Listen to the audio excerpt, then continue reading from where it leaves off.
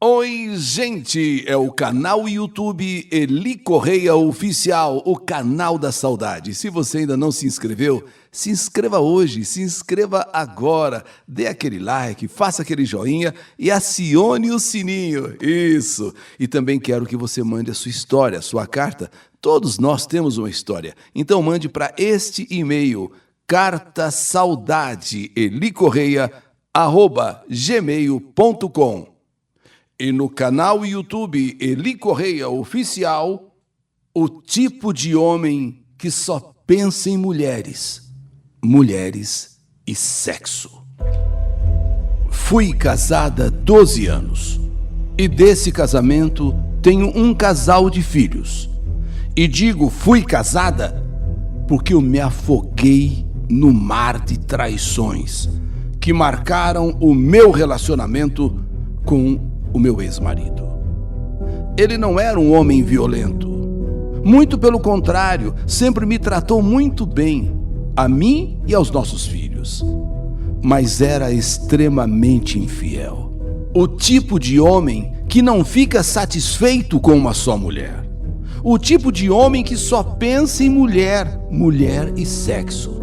Ele quer todas. Sabe, homem mulherengo, mas mulherengo mesmo. No começo do casamento, até que tudo estava caminhando bem, muito bem.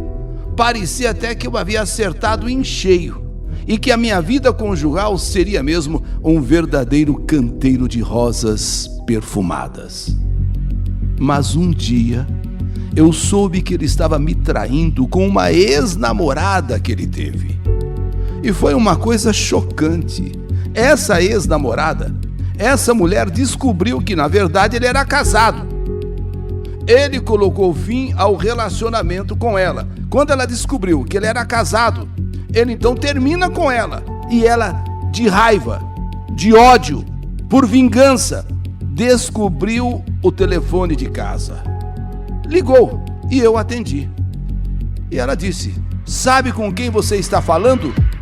Falei: "Não, quem é você?" Eu sou a outra. Eu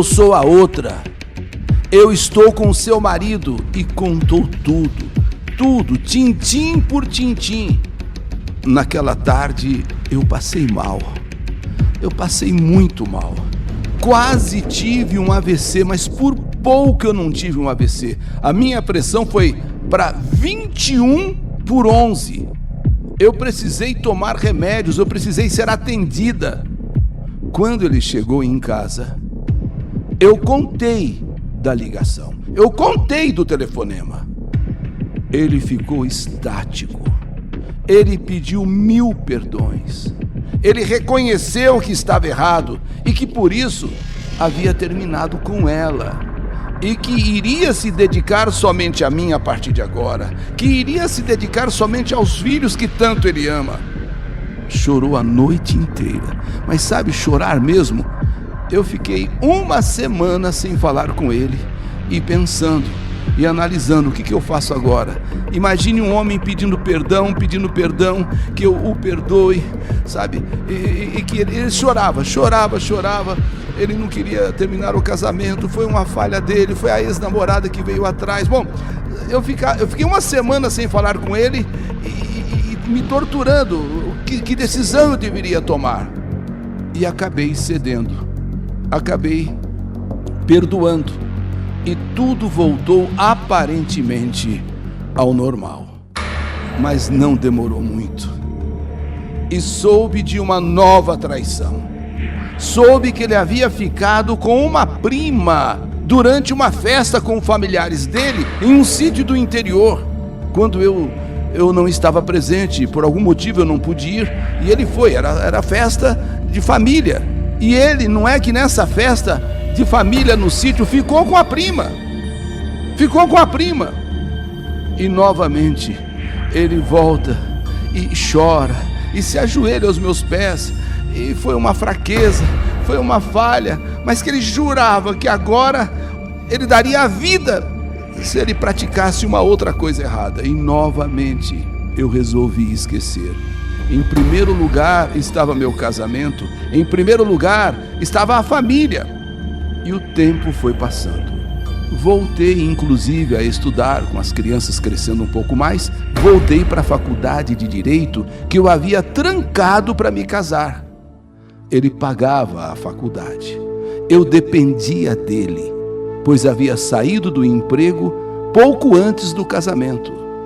Mas sabia que as traições continuavam sempre de maneira, muitas vezes, velada ou outras vezes descarada.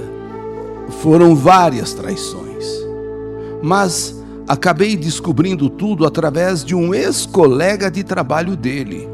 Os dois tiveram um desentendimento no emprego e por vingança, olha, mais uma vez por vingança, só que agora desse ex-colega dele. Esse ex-colega me contou tudo o que o meu ex-marido aprontava. E quando você depende, muitas vezes, do homem, por isso eu digo para as mulheres serem independentes. Por isso eu digo, não dependam do seu marido. Tentem ser o mais independente possível financeiramente. Então, eu fui levando tudo em banho-maria. Eu precisava. E assim foi indo, tudo em banho-maria, porque eu já não estava mais iludida. Eu já sabia que eu não tinha mais esperança de que ele mudasse. Sabe, pau que nasce torto, é mais ou menos isso, pau que nasce torto. Eu não tinha esperança de que ele mudasse mais. Apesar dos carinhos, das manifestações de afeto dentro de casa, eu já sabia que meu casamento estava mesmo perdido. Então, era preciso terminar a faculdade, pegar o diploma, a carteirinha da OAB e sair à luta em busca da minha independência. E foi isso mesmo que aconteceu. Em novembro do ano passado, me formei e comecei a trabalhar como estagiária em um escritório de advocacia da rua Benjamin Constant, pertinho da Praça da Sé. No primeiro exame da Ordem dos Advogados, graças a Deus e ao meu esforço e à minha luta, eu fui aprovada e tirei a carteira. E eu mesma tratei da separação, com a ajuda do pessoal do escritório. Fiquei com a guarda do meu casal de filhos e fui tocando a vida. E não estava disposta, sob hipótese alguma, a encontrar uma outra pessoa, a ter um outro relacionamento. Tipo assim, chega o que eu passei. Chega. Mas uma coisa surpreendente e inesperada aconteceu. Logo depois do carnaval, navegando pelo Facebook, eu dei de cara com uma mensagem e uma foto de uma pessoa que eu já havia esquecido há muito tempo. Renato. O segundo namorado que eu tive quando ainda estava com 18 anos. Foi um namoro curto, namorico, aquilo que as pessoas falam em ficar. Eu fiquei apenas com o Renato. Nós ficamos apenas um tempinho curto, de apenas 5 meses. Ele me deixou porque havia começado a se relacionar com outra garota, com a qual inclusive acabou se casando. Nem reconheci o Renato agora pela foto. Só vi que era ele mesmo depois que eu li umas 2, 3 vezes o perfil. A primeira mensagem foi simples. Ele disse que ficou sabendo do meu divórcio e queria saber como eu me encontrava. E contou que o seu casamento não havia dado certo. Ele inclusive estava separado e já divorciado. E as mensagens foram se sucedendo, até que chegamos a trocas de ligações pelo celular. E ele manifestou desejo em me encontrar. Ele queria se encontrar comigo. E eu procurava levar as nossas conversas em banho-maria, porque afinal de contas, fazia pouco mais de 7 meses que eu havia terminado o meu casamento. E permanecia no ar o receio de um novo relacionamento. Sabe? Vai que de repente eu conheço alguma pessoa, ou reencontro, como nesse caso estava reencontrando o Renato, e poderia se resultar numa nova encrenca na minha vida. Mas pela insistência, a verdade é que eu acabei concordando em me encontrar com ele. Então um dia eu concordei com o encontro. A gente se encontrou. Ele, embora um pouco diferente daqueles tempos que nós ficamos, né, lá atrás, mas ele continuava bonitão, alegre, sorridente. E fomos a um bar jogar conversa fora. Conversa aqui, conversa ali, a gente fala do nosso passado, ele fala do casamento dele, do meu casamento também falei. Bom, no segundo encontro que nós tivemos, ele propôs, por que não reatarmos aquele nosso namoro? Por que a gente não voltar, né? E eu, que estava já meio empolgada, concordei. Afinal de contas, eu já havia declarado a minha independência. E resolvi tentar. Se desse certo, né? Tudo bem, ótimo. E caso contrário também, paciência. Mas deu certo. E graças a Deus, estamos apenas namorando. Mas namorando intensamente. Decidimos que, por enquanto, não haverá casamento, muito menos iremos morar juntos. Vamos esperar amadurecer mais esse nosso, vamos dizer, namoro. Vamos ver se é isso mesmo que nós queremos. Vamos deixar as coisas acontecerem naturalmente.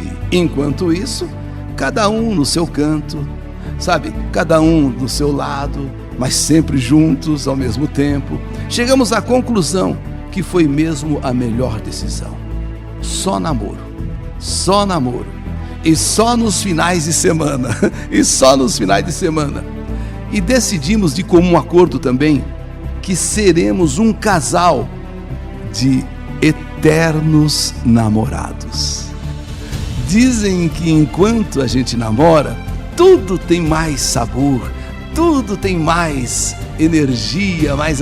Então vamos continuar como sendo eternos namorados, sem casamento, sem morar junto, cada um no seu canto e os dois super ligados, apenas namorando. E é o que estamos fazendo, namorando nos finais de semana. E assim, com certeza, decidimos ser um casal de eternos namorados. Essa é a minha história. História que a vida está escrevendo. Que saudade de você! O tipo de homem que só pensa em mulheres, mulheres e sexo. História do canal YouTube Eli Correia Oficial.